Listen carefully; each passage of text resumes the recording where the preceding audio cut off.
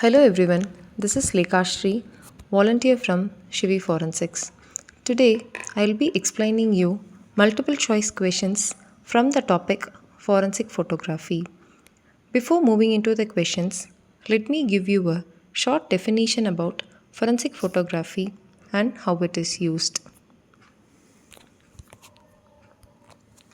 Forensic photography, also known as crime scene photography, is the art of producing an accurate visual record of crime scene and physical evidence for investigative and court purposes. Unlike creative photography, the goal here isn't aesthetic appeal, it is technical accuracy and permanence. Because a crime scene is transitory, evidence is moved, weather changes, or the scene is released. Photography serves as a permanent memory of the initial state of the investigation. Overview, exterior or interior. Wide angle shots that establish the overall context, location, and boundaries of the scene. They show where the scene is situated in the neighborhood or building, capturing entry and exit points. Mid range. These shots bridge the gap between the overall scene and the specific items. They show the exact spatial relationship between different pieces of evidence. For example, the distance from a weapon to a footprint. Close up. Highly detailed, tight shots of an individual pieces of evidence like latent prints, bloodstain patterns, or tool marks. Now, let us move to the multiple choice questions. Question number 1. Which of the following is the standard sequence for photographing a crime scene? The answer is overall, mid range, and close up. Forensic protocol moves from the general to the specific.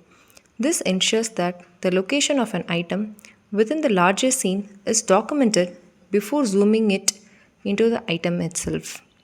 Question number 2. When taking close up photograph of evidence, why is scale used? The answer is to provide a reference for the actual size of the evidence. A scale allows for accurate measurement in later analysis and ensures the evidence can be reproduced at its actual size if needed for comparison. Question number 3. Which camera setting is most critical to ensure that both the foreground and background of a crime scene remain in sharp focus? The answer is small aperture. A small aperture gives higher f-stop number that increases the depth of field, ensuring that more of the scene stays in focus from front to back. Question number 4. Which technique is used to photograph bloodstains on a dark or patterned surface where they are nearly invisible to the naked eye? The answer is infrared photography. Many dark dyes reflect IR light while blood absorbs it. This creates a high contrast image where the blood appears dark and the background appears light. Question number 5. In forensic documentation, what is photolog? The answer is a written or digital record detailing the metadata, description, and the sequence of every photo taken. The photolog accounts for every image taken at the scene. It acts as a legal index that prevents gaps in the photographic record from being labeled as evidence tampering. Question number 6. Which lens angle prevents perspective distortion in close-ups? The answer is 90-degree parallel to the object. This ensures that the scale and the evidence are flat, allowing for true size comparison. Question number 7. What lighting angle is best for highlighting 3D textures like footprints? The answer is oblique lighting. Oblique lighting involves placing a light source at a very low, flat angle to the side of the impression, creates casting shadows inside the ridges to reveal hidden patterns. Question number 8. Who is considered the father of forensic photography? The answer is Alphonse Bertillon. Alphonse Bertillon, a French police clerk, revolutionized criminal identification in the late 19th century by creating Bertillonage, a system based on physical measurements. As a part of the system, he standardized the modern criminal mugshot, requiring both front facing view and a profile view under fixed lightings and scale. He also pioneered the use of metric photography using high angle grid calibrated cameras to systematically document crime scenes and exact spacing of evidence before anything was touched. Question number 9.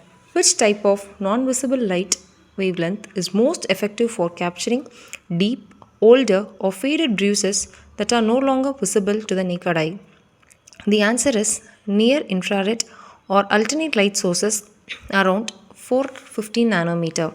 Faded or deep tissue bruises contain hemoglobin and its breakdowns which observe specific narrow bands of violet or blue light and show up as dark patterns. Infrared light penetrates deeper into the dermis to map deep tissue bruising that has already vanished from the skin surface. Question number 10.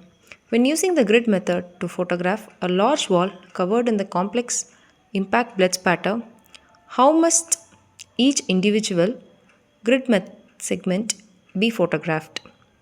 The answer is perfectly perpendicular to the wall surface with the scale visible. To calculate the flight paths of individual blood droplets accurately, the image must have zero perspective distortion. The camera sensor must be perfectly parallel to the wall segment being documented as shown in the grid mapping process. These 10 multiple choice questions cover the core topics of today's presentation. I hope you find this overview both useful and informative. Thank you.